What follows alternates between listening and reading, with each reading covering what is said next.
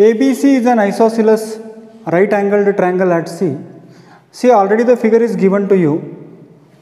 Prove that AB square is equal to 2AC square. Already when the figure is given to you, you need not have to take lot of trouble here. See, if it is right angled at C, then I can use Pythagoras theorem.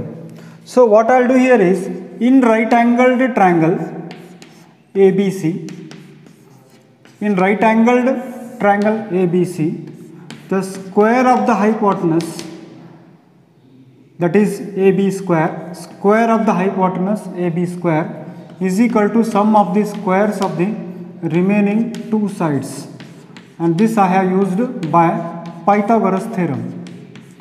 Pythagoras theorem I have used it. I hope you don't have any problem as such here.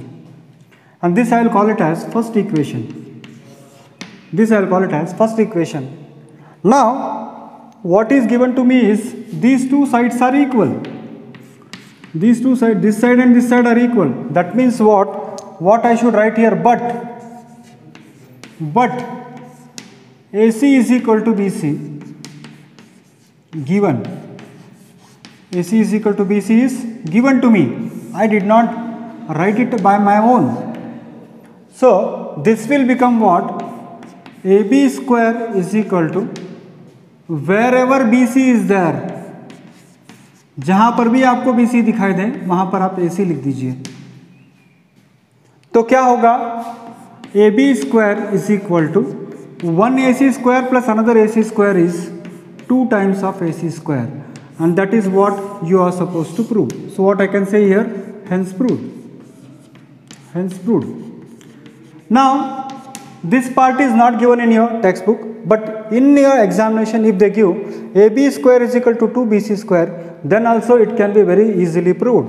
What you have to do is, in that case what you do, AC square is equal to, here again you write here BC square, wherever AC is there you can substitute by BC. So then it will be equal to what?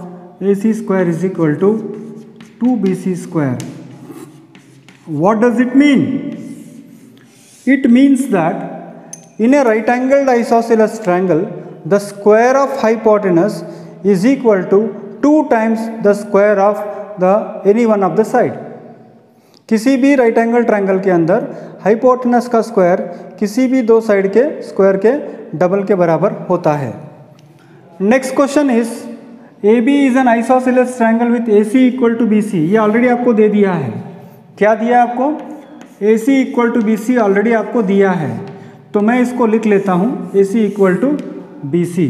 ये मैं कहूँगा इसको equation number 1. That is given. That is given. Second condition क्या दिया आपको? If AB square is equal to 2AC square. If AB square is equal to 2AC square, then prove that AB सीरीज right angle. यानी अगर ये इसके बराबर है और ये AB square is equal to 2AC square के बराबर है, तो आपको ये बताना है कि यहाँ पर राइट एंगल बनेगा. हमने यहाँ पर पाइथागोरस थ्योरम यूज किया था. जिसे ये कंडीशन यहाँ पर पहले ही दे दिया, और यहाँ पर राइट एंगल है क्या बताया. यहाँ पर पहले क्या था? पहले से ही राइट एंगल दिया था और ये कंडीशन प्रूव करना था. Now it is the reverse of it. This is given, this has to be proved. Here this is given, this has to be proved. So how we can do it? So this is second equation. Where from it has come? ये कहाँ से आया भाई? ये भी given है. ये मेरे मन से मैंने नहीं लिखा है. तो ये दोनों को यूज करके मुझे ये बताना है कि ये राइट एंगल है. सर कैसे बताओगे आप? बहुत आसान है. देखिए, AB square is equal to 2AC square वो कह रहा है. 2AC स्क्वायर का मतलब होता है 1AC square plus another AC square. 2AC square का मतलब होता है 1AC square plus another AC square. तो ये होगा AB square is equal to, देखिए AC की वैल्यू है AC, मगर दूसरे AC की वैल्यू मैं लिखूंगा BC स्क्वायर. यानी बच्चों देखिए मैंने क्या प्रूव किया कि AB का square is equal to AC का square plus BC square. That means what? Square of any one side of a triangle is equal to the sum of the squares of the remaining two side. Then the angle opposite to the first side is right angle, यानी converse of Pythagoras theorem मैंने use किया। अगर किसी triangle के अंदर एक side का square बचे हुए दो साइड के स्क्वायर के सम के बराबर है तो जो बड़ा वाला साइड है उसके सामने वाला एंगल हमेशा राइट एंगल होगा। यानी बाय कॉन्वर्स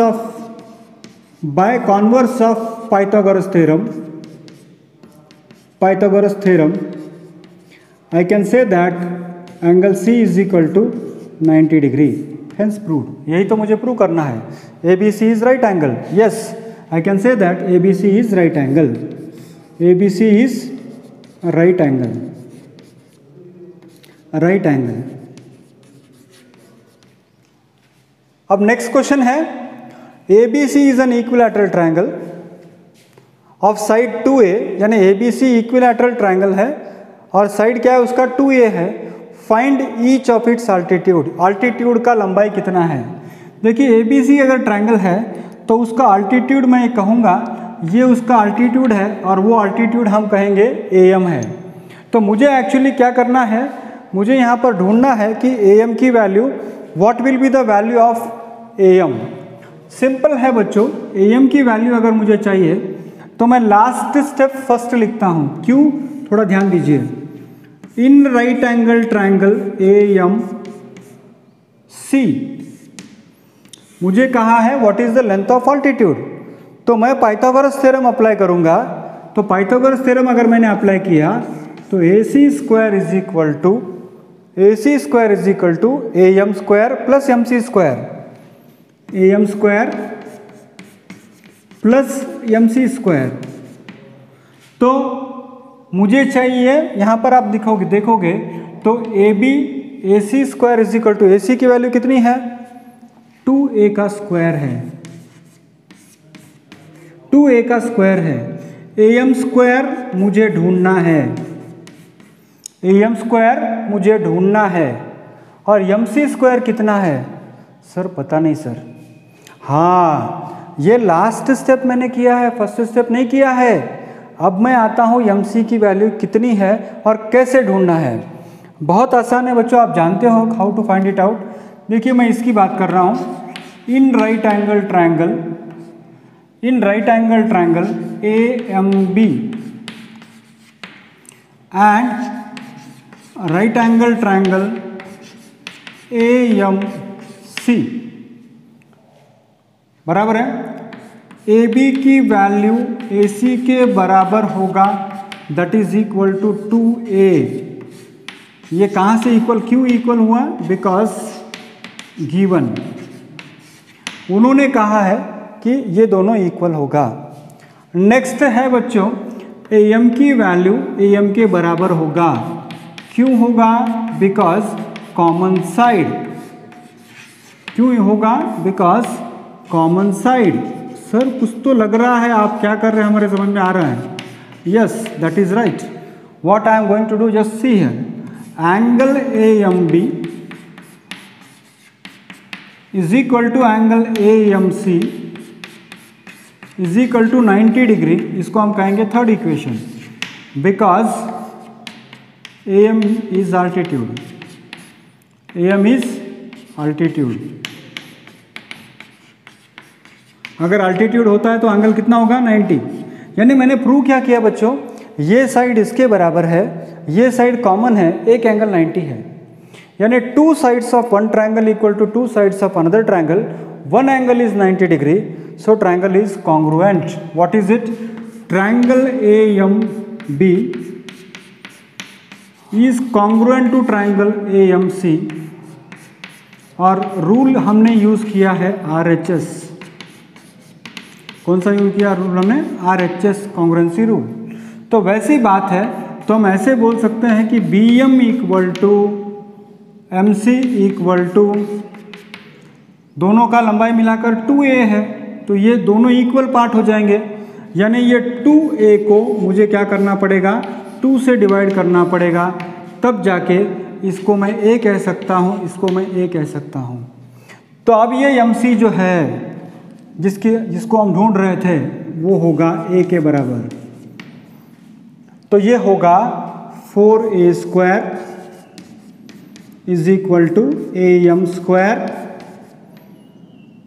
ये प्लस A का होल स्क्वायर A स्क्वायर होगा, इधर इसको ट्रांसपोज कर दीजिए तो ये होगा 4A square minus 1A square is equal to AM square. तो 4A स्क्वायर में से 1A स्क्वायर गया, 3A square is equal to AM square. इसका स्क्वायर रूट आप निकालिए 3A स्क्वायर का, तो ये होगा AM और AM की वैल्यू होगी इक्वल टू √3A। और क्योंकि वो अल्टीट्यूड है इसीलिए हमको यहाँ पर उसका यूनिट्स पे लिखना पड़ेगा। तो बहुत सिंपल है बच्चों, यहाँ पर तीनों प्रॉब्लम्स ये दोनों इक्वल होने की वजह से ये AB स्क्वायर की वैल्यू 2BC स्क्वायर के बराबर हो गया या फिर 2AC स्क्वायर के बराबर हो गया। इसको हमने converse of Pythagoras theorem use किया और यहाँ पर हमने क्या किया, इन दोनों को हमने कॉन्ग्रुएंट बताया। कॉन्ग्रुएंट बताने के बाद हमने क्या किया, इसको भी A कहा, इसको भी A कहा और फाइनली पाइथागोरस थ्योरम यूज़ करके AM की वैल्यू होगी, जो अल्टीट्यूड आपको ढूंढना है वो है √3A। तो आप जब भी अल्टीट्यूड निकालोगे, मान लीजिए यहाँ से भी निकालोगे तो वो भी √3 होगा, यहाँ से भी निकालोगे तो वो भी √3 होगा, यानी ऑल अल्टीट्यूड्स आर इक्वल।